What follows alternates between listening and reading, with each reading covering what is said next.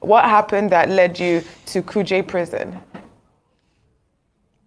Yeah, Kuje for me was just a retreat for rest, prayers, and reflection. But seriously, on the 29th of January this year, at about 6:30 p.m., my wife came up to my room and said there are some gentlemen that knocked and just walked into the room, walked into the door.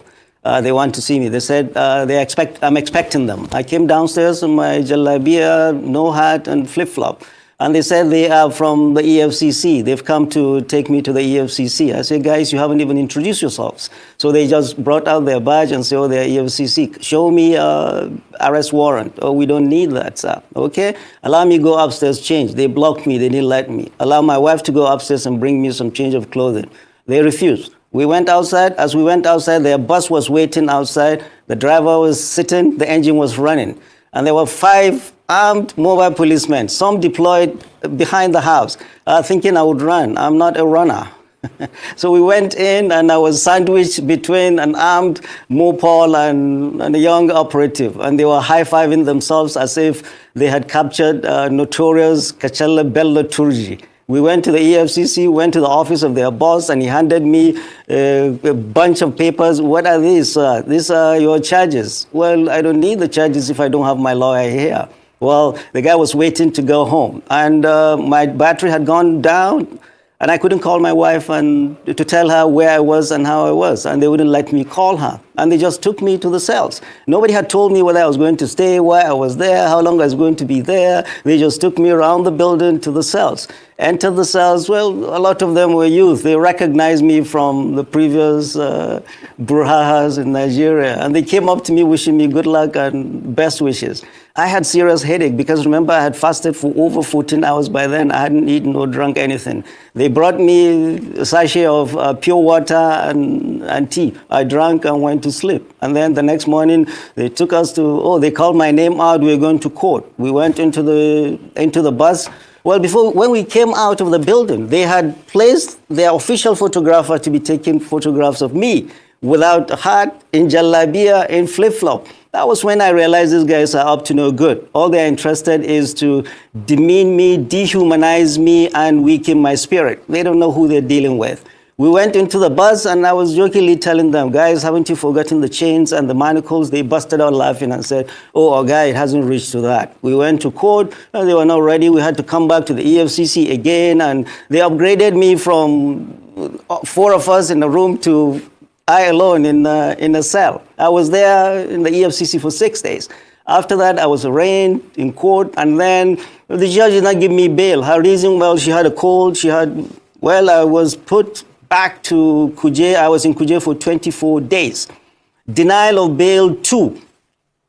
Anybody accused is wrong, because bail is a constitutionally guaranteed right of anybody accused, except if it was a capital offense or the person is suspected of terrorism. Mine was neither of those. I was denied bail deliberately by this government to shake me up. And I was put in Kuje for 6 days and 24 days in EFCC for 6 days and 24 days in Kuje to shake me up and silence me. But no, I'm no one to be silenced. In Kuje prison, I wrote my experiences and told this government that 6 days in Kuje and 24 days 6 days in EFCC and 24 days in Kuje will not silence me. The whole purpose is President Bola Ahmed Tinubu's government trying to silence any dissent to his government. And this coming from a president who was an IDECO activist himself, who fought the military, who ran across the border and ran away from the military. And when he came back, he never gave neither Jonathan nor Obasanjo, not even Buhari, he never gave them peace.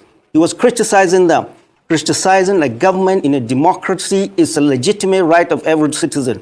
And President Bola Ahmed Tinubu is trying to stifle dissent in this country and is trying to make this country a one-party dictatorial state. We are not going to let that happen. We'll continue to speak up. We'll continue to raise our voices because silence in the face of evil is itself evil. Here are the series of the Alex video clips that landed Professor Yusuf into the hands of the EFCC. Nigeria is not our fight. It is going to be a proxy war between Russia and NATO. And this is what concerns me the most.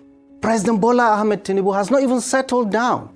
He doesn't even have his team and is declaring war without consulting the people, without the consent of the people. Okay. No, we say no to war, and we're not going to support any war.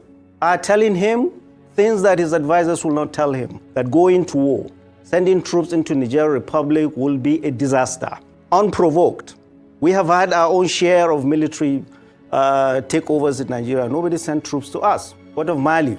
What of Guinea? What of Burkina Faso? What of that Chad? That was the place where the French president was there babysitting the current president.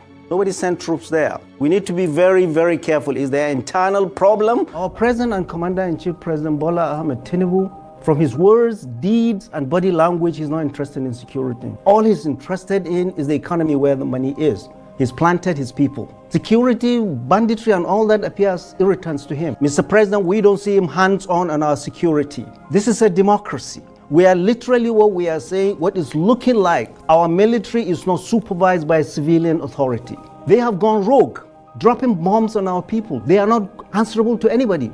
The military is subordinate to civilian authority. Where are our ministers of defense? Our ministers of defense have been reduced to chaperoning service chiefs to security meetings. So the president has literally outsourced our security to the military. No. And I've said everything must stop.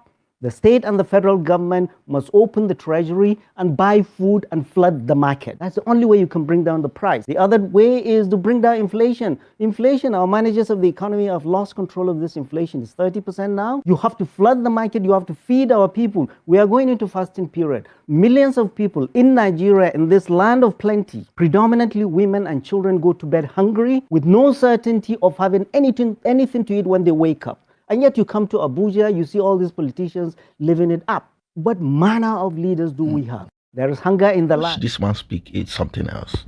You know, it always got me emotional each time I watch him speak.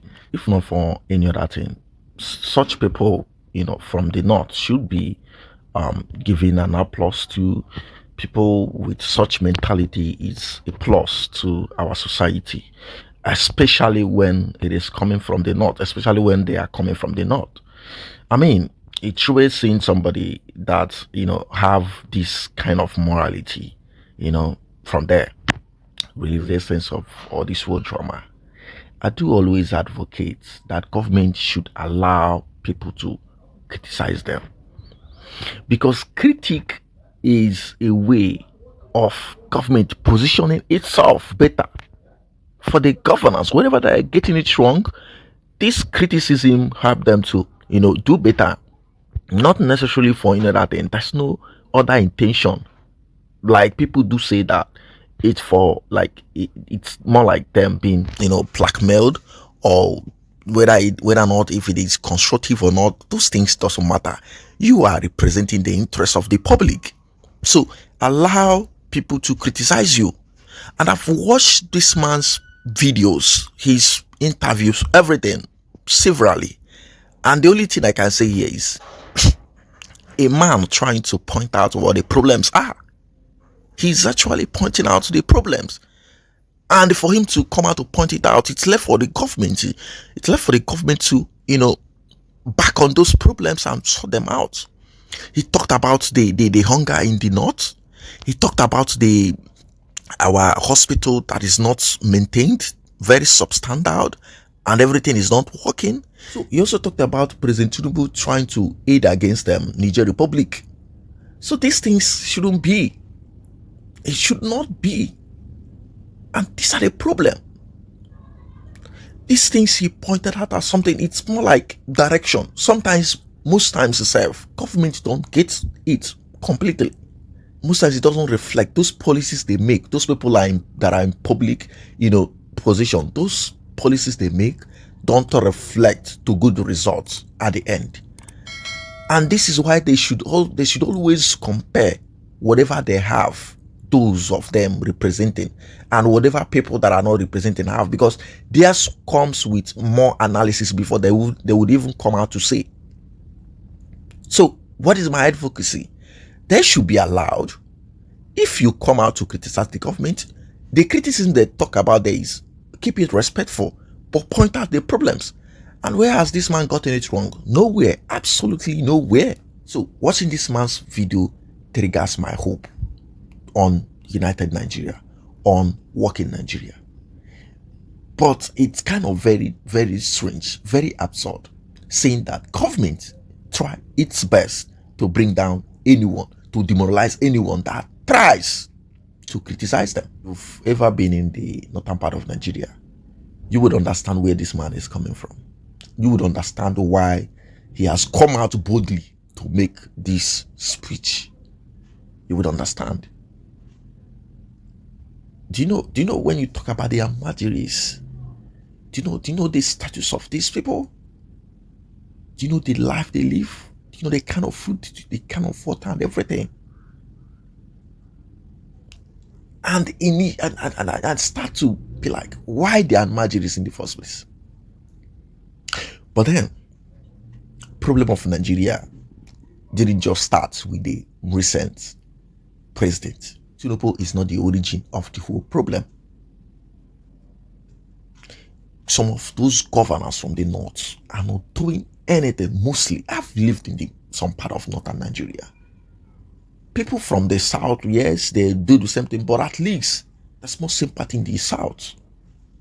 People are being, heard of better in the south to be compared to what is happening in the north. I'm talking about if we can go in criticizing the local representatives, starting from the local government, it's not going to help us.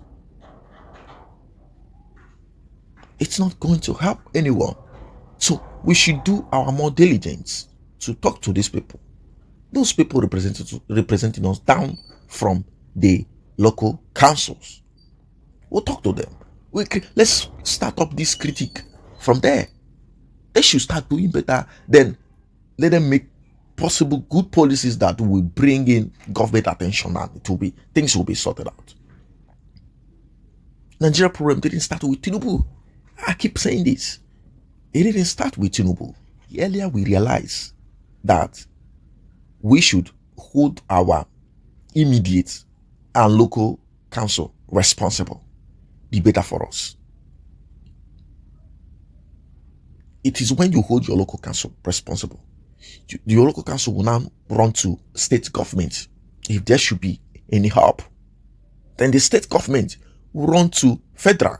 Whatever this man talk about, most of his interviews is always on category of federal discussion. And this is why I don't see anything wrong with whatever he talk about, whatever he says about the federal government. So those ones that ought to be taken to the local government should be taken to the local government. People should be allowed to voice in their opinion about governance. It is called criticism, and it helps government to do better. That is all. So the government that wants to succeed will not go into intimidating people over criticism. It is every government is, whether opposition, whether the ruling party or the opposition, the interest of the masses should come first. You understand? Because when you see all these politicians do all this gragra they do, it's just basically about their selfish interest and nothing more. Whether you are from the opposition or the ruling party, these are the recycled of the same people. It pains them that they're going to criticizing one another. And these are the same people. These are the same folks. These are people that have, kept Nigeria into something else. With a question that I want every one of us to answer: why is it that if anyone rises up to speak against bad governance in Nigeria, that person ends up, in trouble? And we will say that we are in democracy. I don't understand.